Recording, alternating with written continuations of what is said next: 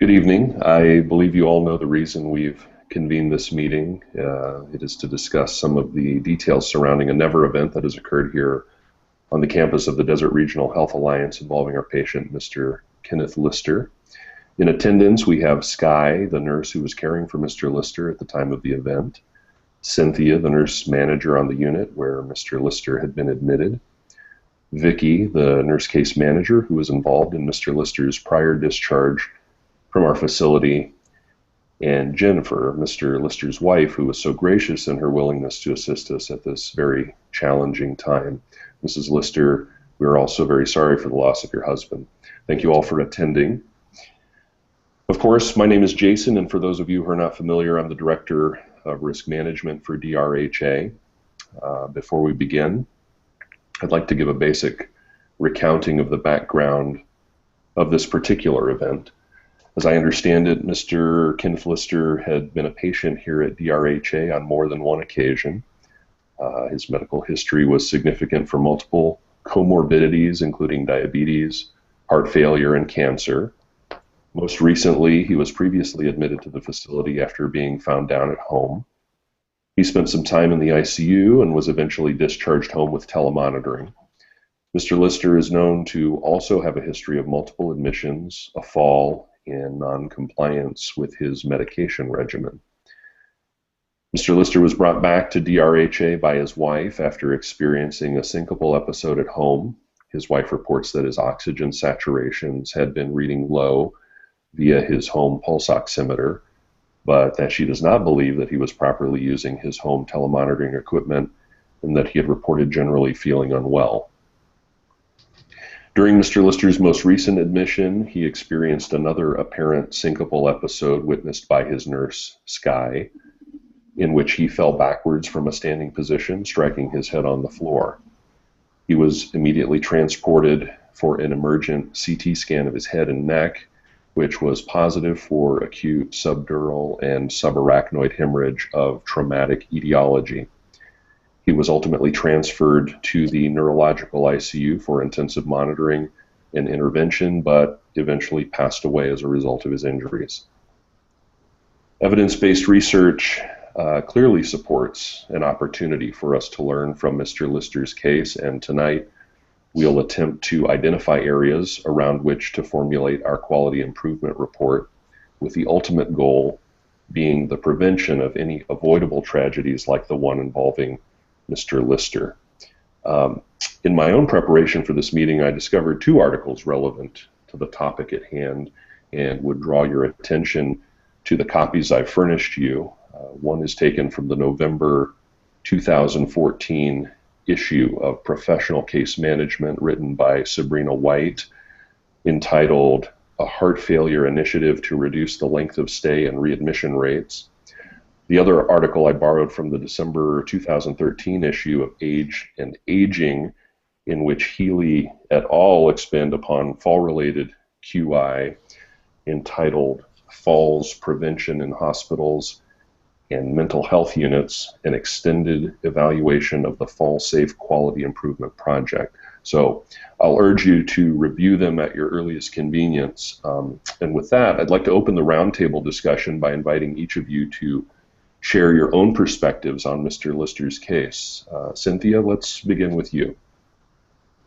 So I'm the unit manager, and upon review of Mr. Lister's chart and medical record, I have identified that Sky was assigned as the primary nurse who cared for Mr. Lister that night. And I would like to start by asking you, Sky, what special precautions were initiated upon receiving your patient, and with his history of heart failure, falls, and syncopal episodes, how did you go about making such precautions visible to other staff? Thank you, Cynthia. Miss Lister, I really just want to send my apologies to you.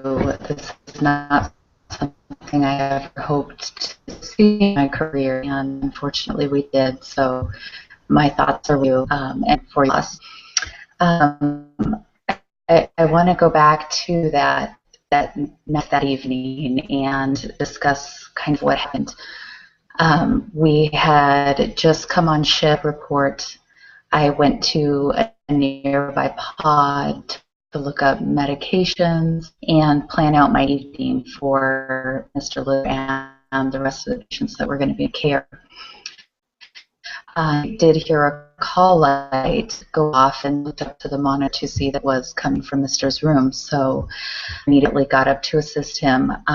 Again, it was early in my shift this evening. I had taken care of him the previous day, so I was familiar with his background, and of course, from what I got a report, I know under the Hendrick fall risk assessment for patients that are high risk, patients with things like heart failure,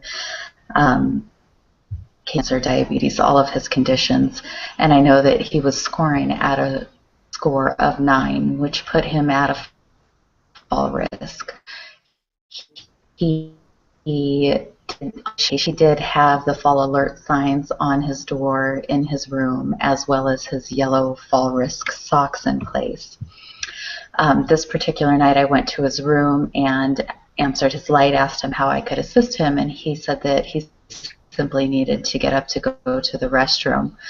I, at that time, looked at his telemonitoring system, which said that his vital signs were stable. He was talking to me. He was functional. He had been okay on my previous shift as well. So I disconnected his monitors. I brought his bedside walker to him and assisted him to the bathroom with no problem. When he was finished, I was assisting him in returning to bed, in which time he said that he prefers in the chair in bed instead of getting to the bed. So I went to grab the chair and pull it, and in that second that I turned, I heard a bang and turned around, and he was laying on the floor. To which I could see that he had fallen backwards and hit his head. Okay, so it sounds like, Sky, that you ruled out abnormal vital signs as far as being hypotensive, hypoxic. Sounds like his tally monitor was within normal limits. But was glycemic management initiated, and could this have been a contributing factor to this patient's fall? He was actually under our standard scale in that from the prior shift as well as from shift report. He had stable glucoses during that day and no problem with any kind of hypoglycemia that was reported and that I had witnessed. I do know that shortly after the fall, when our code assist team arrived, we took a blood sugar check on him at 97, which is within the standard limits. Okay. I have a question for case management. So risk management has talked to us about Mr. Lister being discharged on a telemonitoring device. So upon review of this case study, he did mention that Mr. Lister was non-compliant at home with his medication administration. So my question to you, Vicki, is did he meet criteria upon discharge, and was he the proper candidate for telemonitoring? We met extensively with discharge planning, and we spoke to Mrs. Lister and Mr. Lister, and they were both very knowledgeable about the disease process. And they knew how to work with computers. They had no problem using their telephone line. And so we honestly thought that they were good candidates for the telemonitoring. They asked the right questions. They knew when they had to weigh, that they had to weigh on the same day, every morning with the same amount of clothes, and to call that when they would be called as if it was a 2-pound weight gain within a day, or 5 within a week. So they knew all the answers. So when we met with discharge planning, we really believed he was a good candidate for telemonitoring. Okay, and did we establish proper follow-up for Mr. Lister? We really didn't. What happened is it was a very busy day for discharges, so we did arrange for the company to come show them the equipment so they can touch it. They knew where to plug it in, their phone line, and they were going over the way to use it. So when I walked in, it was at the very end of the teaching, and both Ms. Lister and Mr. Lister verbalized understanding, so I just took it up, assumed that they already knew what they were doing, so I did not do a referral to home health to follow up to make sure that they did understand the education or even they can return demonstration. Okay, so we did not provide any additional community resources for them? No, we didn't. Okay. What about following up with the family? Are we providing any coping resources or grieving processes initiated for managing this event with the family? No, we haven't. We haven't reached out to the family. This is the first time that I see Mrs. Lister since Mr. Lister passed away. Okay. What were Mr. Lister's expectations related to his discharge and self-management of his chronic conditions? Are you aware?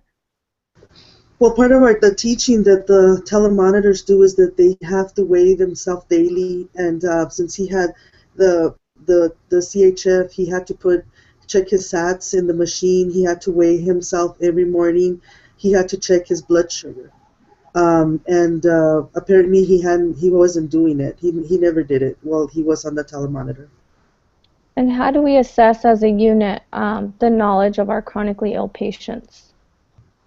Well, we were doing a lot of teaching before we were talking to him when we were meeting with discharge planning, and that was the understanding with them that that's what they were going to do, and they agreed. They seemed to understand. They knew they were going to have to check it and be like a computer, and so they were really, wanting to do this because Mr. Lister has had so many admissions that he really wanted to make sure that he didn't come back. So he had the motivation to do it. So we figured that it was going to work for him. Okay. So how did we prepare this family for this inevitable death of Mr. Lister? We didn't. I haven't talked to her since, so we haven't dealt with that. We haven't talked to her. And Mrs. Lister? Yes. Mrs. Lister, is there anything, since we're of course talking about you and your husband Kenneth and the discharge process, is there any insight that you can give us as to, from your perspective, how that process went? Anything that we could have done differently? Well, I will say it's been an ongoing battle with Kenneth. When he was hit with almost the trifecta of comorbidities, it was very overwhelming, not only to him but myself and to our family. We were sent home with multiple medications, and it just was a lot. And then after his fall, when we were in the hospital, before we got discharged, I don't feel like we necessarily understood the telemonitoring. When you have somebody there discussing it and going over it with you, you do feel confident. But when you get home and you're on your own, it's a very scary thing. You don't know if you hooked it up right. You don't know if you're entering anything right. It's very overwhelming. He was very stubborn. He was very non-compliant with his medications. He didn't like taking them. He didn't like how some of them made him feel. He was especially non-compliant with his insulin protocols. Sometimes he would take his glucose, other times he wouldn't.